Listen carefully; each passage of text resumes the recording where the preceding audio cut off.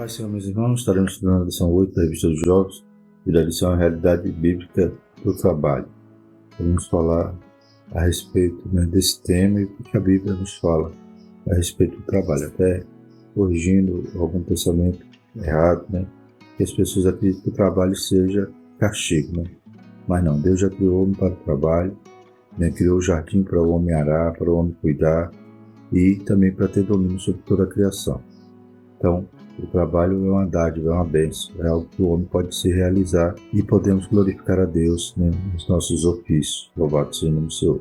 A gente vai ver mais à frente, o castigo não foi o trabalho, sim o suor, ou seja, a fadiga que o trabalho iria causar, porque inclusive toda a terra foi maldita por causa do pecado do homem. Então, onde o homem poderia produzir com facilidade, iria se produzir espinhos e abrolhos, ou seja, haveria dificuldade nesse exercício dessa atividade que o homem tinha desde o início, desde a sua criação. Glórias a Deus. O texto principal diz: tudo quanto tiver a mão para fazer, faz-o conforme as tuas forças, porque na sepultura para onde tu vais, não há obra, nem indústria, nem ciência, nem sabedoria alguma. Eclesiastes 9:10.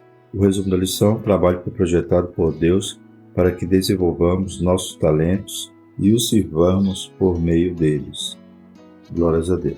Então, esse desenvolvamos nossos talentos é exatamente isso. Tudo que vier a nossa mão fazer com todas as nossas forças, ou seja, fazer com prazer, fazer com boa vontade. Veremos mais à frente que até os nossos senhores, nossos patrões, nós devemos servi-los como servíssemos ao Senhor.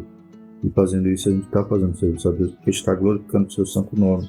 Então, podemos verdadeiramente glorificar a Deus com nossos dons, com nossos talentos, por tudo aquilo que Deus nos dota para executar uma atividade. Então, se a gente trabalhar naquilo que não gosta, que é enfadonho, é claro que a gente vai estar sempre reclamando. Mas quando a gente busca fazer aquilo que tem prazer, tem alegria, certamente nos realizaremos e, ao mesmo tempo, glorificaremos a Deus e abençoaremos aqueles que estão ao nosso redor. Os objetivos: mostrar a perspectiva bíblica do trabalho, saber qual a relevância do trabalho, ressaltar alguns conselhos importantes a respeito do trabalho. O texto bíblico se encontra em Colossenses 3, 22 e 24. Vós, servos, obedecei em tudo ao vosso Senhor, segundo a carne, não servindo só na aparência, como para agradar aos homens, mas em simplicidade de coração, temendo a Deus. E tudo quanto fizerdes, fazei-o de todo o coração, como ao Senhor e não aos homens, sabendo que recebereis do Senhor o galardão da herança, porque a Cristo, o Senhor, servis. Segundo Tessalonicenses 3, 6 a 12 diz: mandamo-vos, porém, irmãos, em nome de nosso Senhor Jesus Cristo, que vos aparteis de todo irmão que andar desordenadamente, e não segundo a tradição que de nós recebeu. Porque vós mesmos sabeis como convém imitar-nos, pois que não nos ouvemos desordenadamente entre vós. Nem de graça comemos o pão de homem algum, mas com trabalho e fadiga, trabalhando noite e dia, para não sermos pesados a nenhum de vós. Não porque não tivéssemos autoridade, mas para vos dar em nós mesmos exemplo para nos imitardes. Porque quando ainda estávamos convosco, vos mandamos isto, que, se alguém não quiser trabalhar, não coma também. Porquanto ouvimos que alguns entre vós andam desordenadamente, não trabalhando, antes fazendo coisas vãs. A esses tais, porém, mandamos e exortamos por nosso Senhor Jesus Cristo, que, trabalhando com sossego, comam o seu próprio pão. Mais uma característica do trabalho, que vai sustentar nossa casa, nossa família. E Paulo aqui exorta ali aos Tessalonicenses, mostrando que ele era o exemplo. É claro que ele era o apóstolo, poderia muito bem ser ali sustentado pela igreja, mas ele trabalhava, ele era fazedor de tenda, a igreja que reconhecia o seu ministério, cooperava com ele, como os filipenses, mas em lugar que ele não tinha, talvez, esse amparo, ele não se eximia em trabalhar, inclusive até ajudava outros. Porém, alguns estavam desordenados, ou seja, não queriam mais trabalhar. E acontece hoje nos nossos dias. Alguns jovens, às vezes, pensam que vai viver só da fé, mas é uma má fé, porque deixa de estudar, deixa de trabalhar, né, talvez na ilusão de ser um conferencista, um pregador, mas não é assim que a Bíblia orienta. No trabalho, em primeiro lugar, né, devemos buscar crescer, né, nos desenvolver, estudar, nos formar e naquela profissão que estivermos sendo qualificados, poderemos glorificar a Deus e fazer a obra da mesma forma.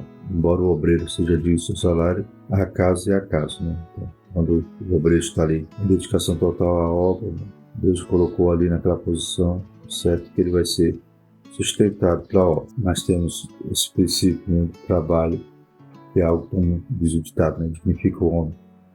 E toda a Bíblia nos mostra que Deus criou o homem com essa condição, né, com essa capacidade de trabalhar, de servir. Vimos aqui na primeira parte aqui do texto bíblico, em Colossenses, que até para servir aos nossos senhores, né? E Paulo estava falando até de escravos. Hoje poderíamos trazer para a nossa realidade, né, um empregado que trabalha, né, para um patrão, ele tem que servir aquele patrão como se estivesse servindo ao Senhor, com simplicidade de coração, temendo a Deus e fazendo de todo o coração como ao Senhor. Então, o patrão não está vendo, o patrão está ausente, mas ele está ali fiel, dedicado, porque ele sabe que está glorificando a Deus com seu ofício, com seu trabalho.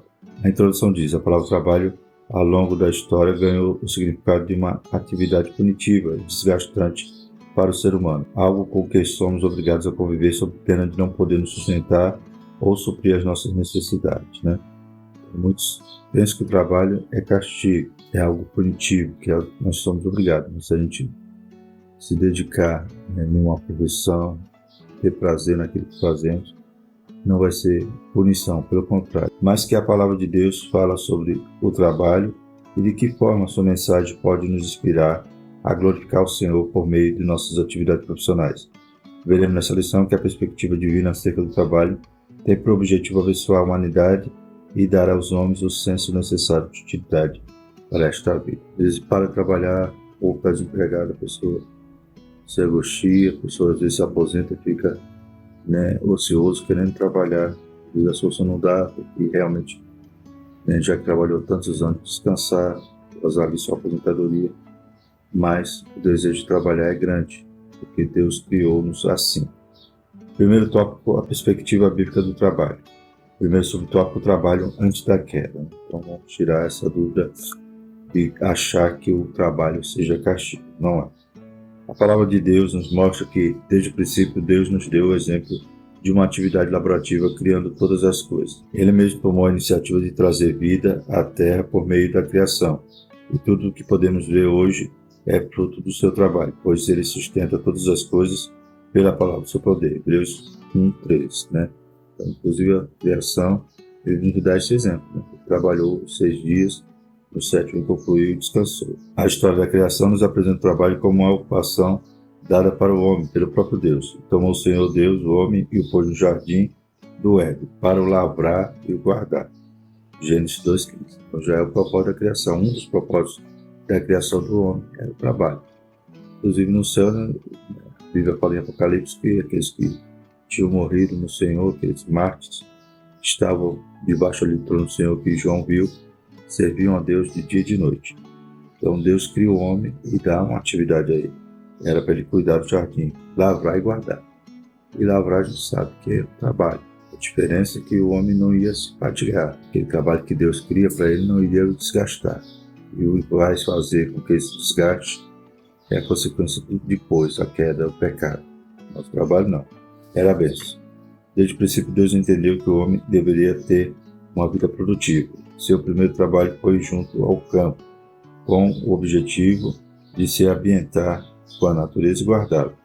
Em hipótese alguma, podemos crer que o trabalho foi uma maldição antes do pecado, pois foi Deus que posicionou o homem para esta finalidade, e isso não teve relação alguma com uma prática pecaminosa. Então, o trabalho não é maldição, é bênção. Deus criou o homem e lhe deu essas atividades. Tanto ele iria lavrar e guardar o jardim, como também ia exercer domínio sobre toda a criação, todos os animais. Tudo isso é trabalho. Segundo subtópico, o trabalho depois da queda.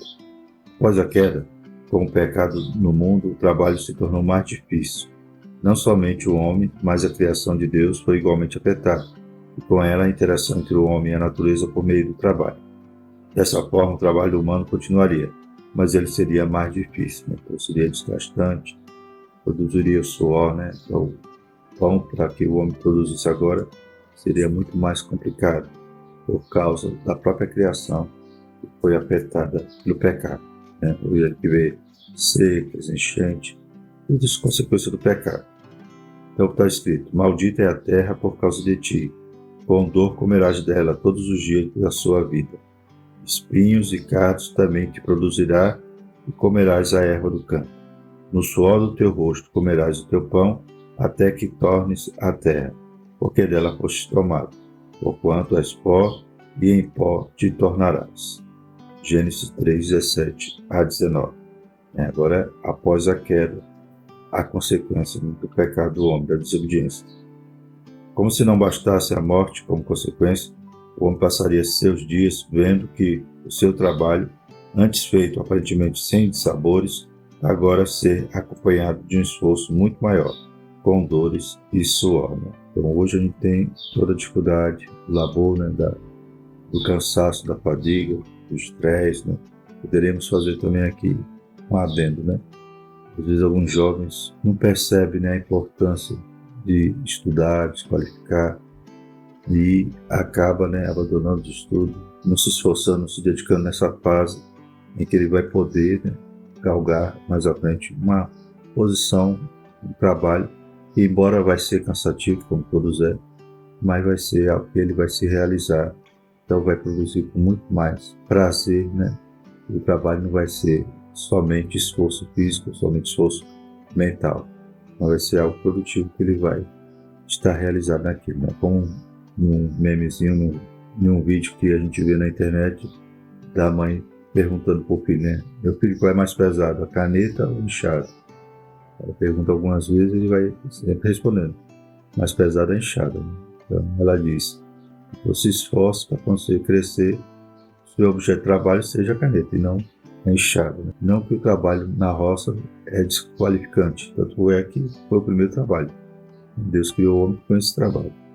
Mas que o jovem desperte, né, nessa fase, esteja com todo afinco de estudar, de se desenvolver, para que ele possa um dia exercer uma atividade que lhe dê prazer, né? Ele vai trabalhar com muito mais alegria, né? E vai produzir melhor e galgar também salários melhores, né? Mas o trabalho sempre, depois da queda, é desgastante, né? Não desgastar fisicamente, como trabalho braçal, trabalho na roça, vai desgastar, claro, mentalmente por isso, mas que seja uma atividade mais aprazível, mais agradável. Isso depende de aproveitar a oportunidade, né? Nossos pais dão a oportunidade quando nós somos jovens, somos crianças, devemos abraçá-la e aproveitá-la.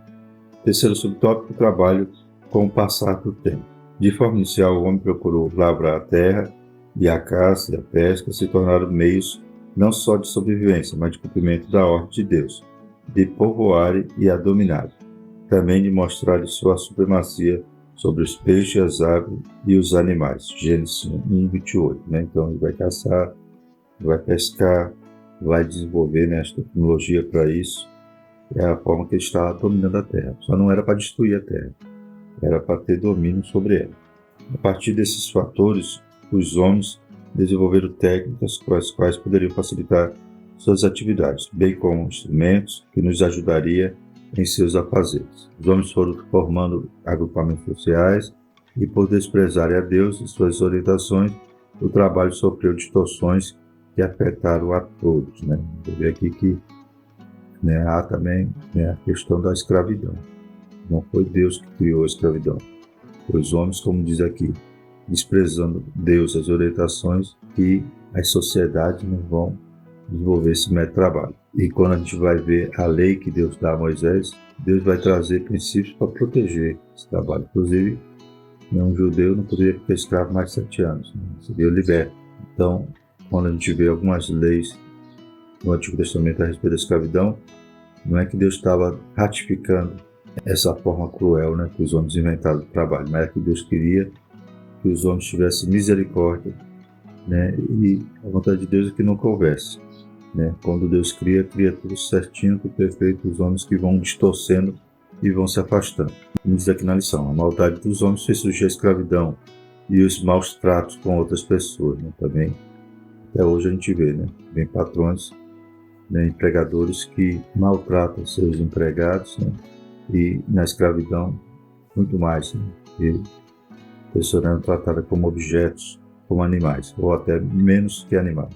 A escravidão passou a ser um meio com o qual o trabalho era feito, mas sem a valorização devida tanto para com o ser humano, quanto para com a atividade realizada.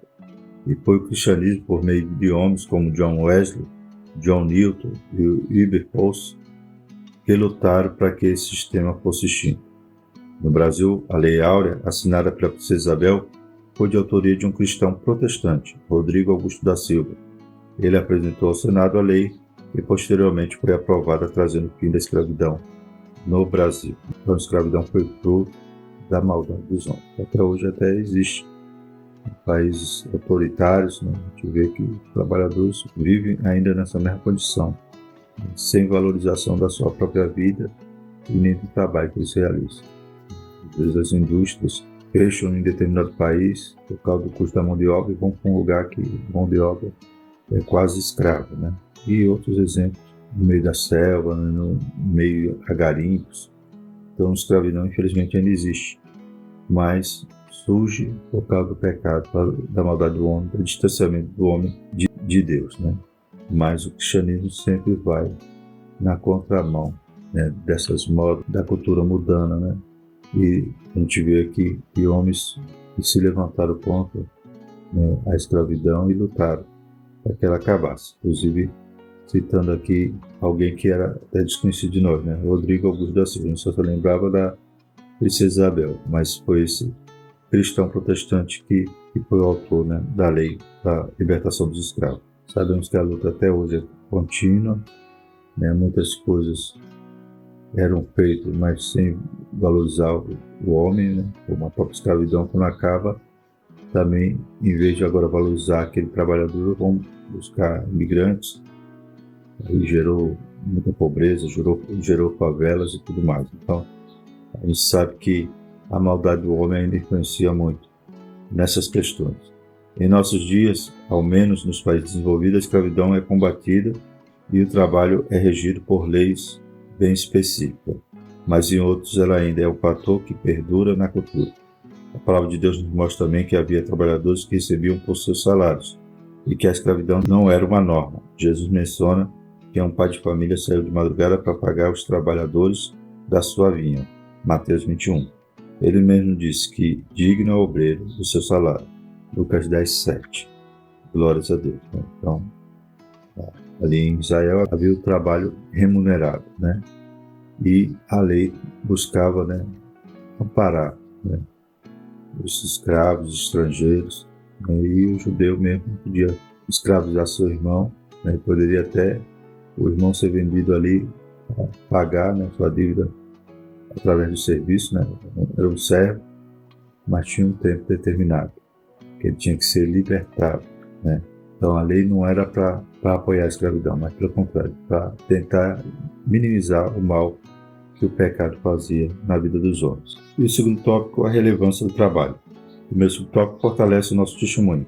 A palavra de Deus elogia as pessoas que se dedicam a ser excelentes profissionais, né? Então, se você é médico, seja um bom médico, glorificando a Deus, um bom advogado, um bom pedreiro, né, um bom vendedor.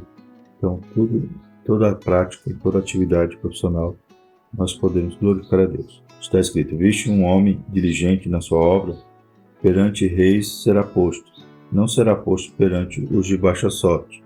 Provérbios 22:29. Então, vale a pena, né, ser um empregado esforçado, um empregado dedicado e fiel, porque este será elogiado, né, será honrado. Ainda que por um tempo possa passar por alguma humilhação, mas a Bíblia diz que até os humilhados serão exaltados. Esse simples testemunho mostra o quanto um bom trabalhador é valorizado. O servo prudente dominará sobre o filho, que procede dignamente, e entre os irmãos repartirá a herança. Provérbios 17:2.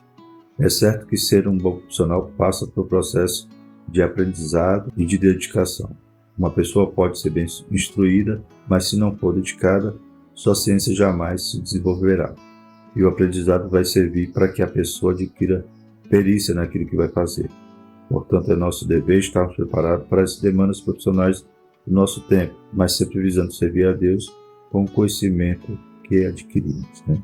Então, tem que haver conhecimento, tem que haver dedicação, né? A gente sabe que desde criança, né, a gente tem aquela pergunta que faz a criança, né? O que você vai ser quando crescer?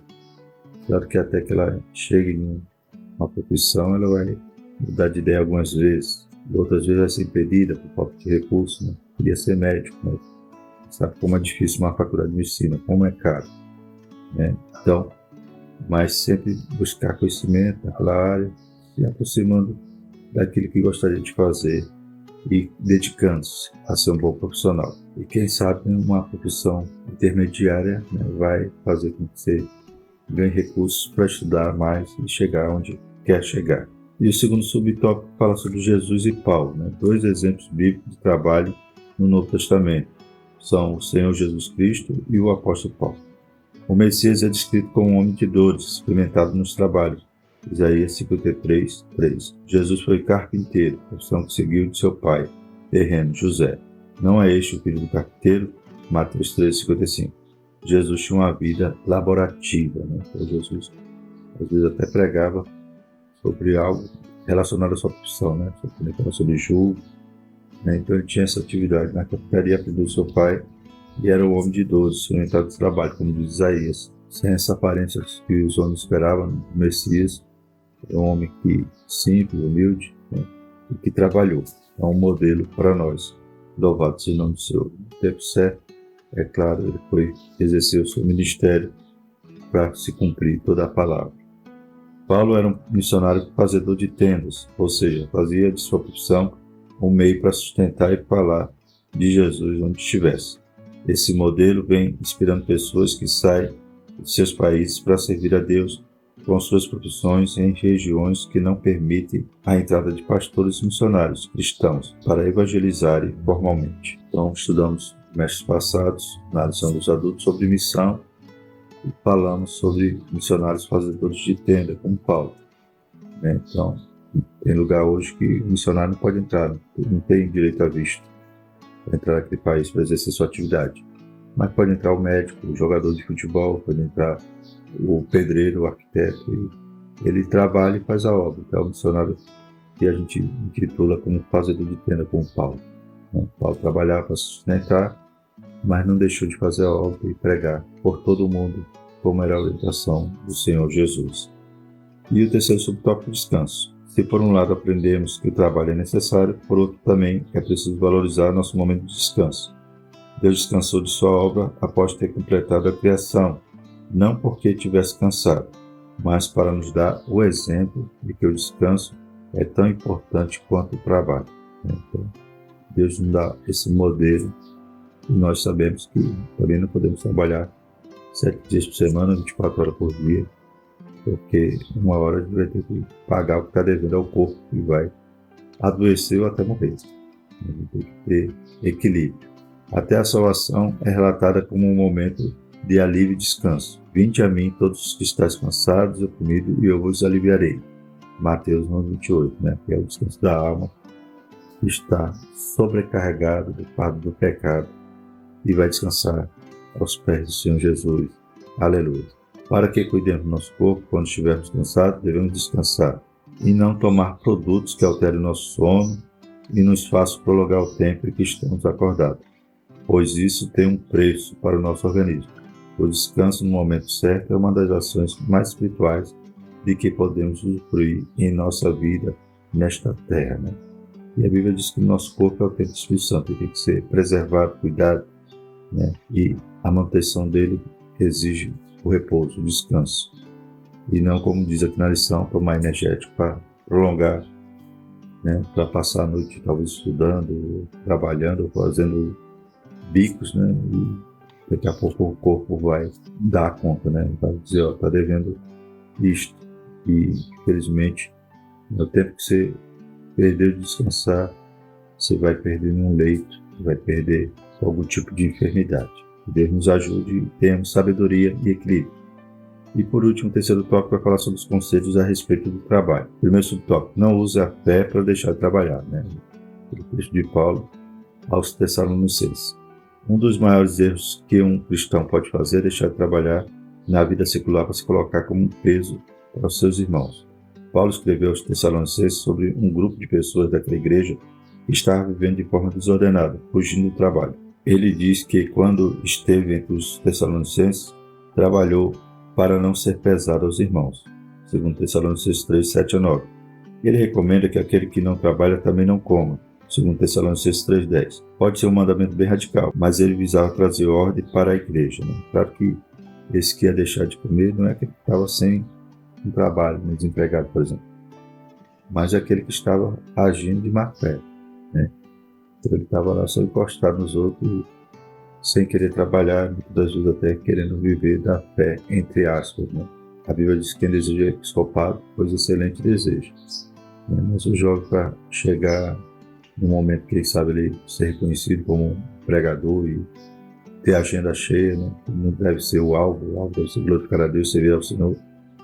Mas ainda que ele queira chegar em um determinado patamar, ele tem que estudar, tem que trabalhar, tem que ter dinheiro para comprar livro, né? Então não vai cair tudo do céu, né? Não vai ser tudo revelação, porque realmente até para esse trabalho, que é ser um pregador, exige esforço e dedicação. E precisa comer, então precisa trabalhar. A ordem designada por Deus foi que tivéssemos uma vida produtiva.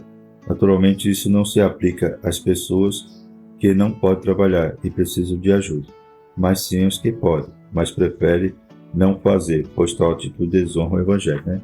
Então aqui não está falando dos empregados, não está falando do enfermo, do doente ou daquele que está impedido de trabalhar, mas sim daqueles que podem trabalhar e não querem, né? Então essa era a exortação que Paulo fazia àqueles crentes. Segundo subtópico, trabalho como para o Senhor. Em um ambiente onde não havia norma trabalhista que trouxesse equilíbrio ao sistema de trabalho, onde a norma era a escravidão, o apóstolo Paulo orienta que os cristãos sejam diligentes em suas tarefas, independentemente de sua posição na sociedade, né? Naquela época não tinha, né, nenhuma valorização, sindicato, nada disso. Mas mesmo assim, a palavra orientava para o servo, para o empregado, ser diligente, trabalhasse como se estivesse servindo ao Senhor, glorificando a Deus, né? A gente lê a palavra Senhor a questão de Onésimo, né? E Paulo escreve a Filemon, pois Onésimo era seu escravo, né? Fugiu, provavelmente provocou algum prejuízo ali ao seu senhor, mas encontra Paulo na prisão, se converte, e Paulo agora encaminha de volta ao seu senhor e diz para que ele não recebesse mais somente como um servo, mas como um irmão. Então Filemon era crente, Onésimo era crente. Onésimo ia dar testemunho agora de que era cristão, servindo a Deus, servindo ao seu Senhor de forma a glorificar a Deus, e também Filemon não ia tratar mais Onésimo como um escravo, né? Porque Filemon também era um crente. O servo crente poderia pensar que não deveria trabalhar com empenho por estar descontente com a sua posição social, mas Paulo ensina que quem trabalha, que trabalhe como se estivesse servindo ao Senhor. Colossenses 3, 3 a 24. Né? Inclusive a carga vai ficar mais leve, né? Porque ele não vai estar ali forçado, desgostoso, mas ele vai estar buscando glorificar a Deus. Se por um lado Deus fala aos servos, ele também adverte aos senhores. E vós, senhores, fazei o mesmo para com eles, deixando as ameaças, sabendo também que o Senhor dele e o vosso está no céu e que para com ele não há acepção de pessoas. Né? Então Deus nos tem. Para Deus não há nem escravo, nem livre, tudo é igual, né? Efésios 6:9. Certamente havia na igreja pessoas mais abastadas que tinham escravos, e que por serem cristãos deveriam ser ensinados, e não poderiam usar sua posição para destratar aqueles que o serviam. Isso graças à cultura da época, né? Já vimos, escravidão não é a vontade de Deus, era efeito, né, do pecado do homem. E agora, ainda que era Senhor, ele também tinha que entrar pela porta e não destratar o seu servo. Terceiro subtópico, não retires a tua mão. Um dos conselhos que Salomão dá para quem trabalha é: pela manhã semeia a tua semente e à tarde não retires a tua mão, porque tu não sabes qual prosperará, se esta, se aquela, ou se ambas igualmente serão boas. Eclesiastes 11:6. No ambiente sem a tecnologia da qual dispomos, A opção que o homem da terra tinha era de semear insistentemente. Isso implica ter disciplina e não desanimar com o passar do tempo, pois as sementes que eram depositadas na terra levavam algum tempo para germinar. Enquanto elas não se desenvolvessem, eu deveria manter um trabalho constante na terra. Da mesma forma, nós devemos ser diligentes em nossas tarefas, pois no tempo certo haverá colheita do que plantamos. Então, todo trabalho é honroso, todo trabalho há necessidade dessa disciplina, dessa dedicação, dessa diligência. Glórias a Deus. A gente sabe que carece, cada profissional.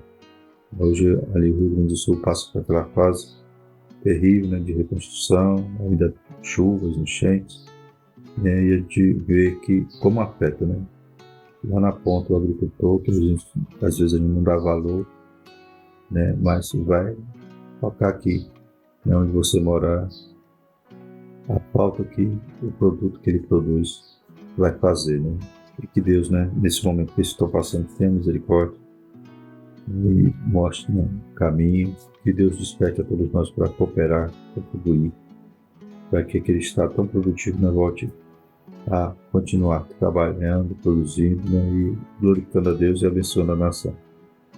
Conclusão, irmãos. Foi Deus quem instituiu o trabalho, por entender que ele é útil para a humanidade e que nos faz prosperar e desenvolver nossos talentos.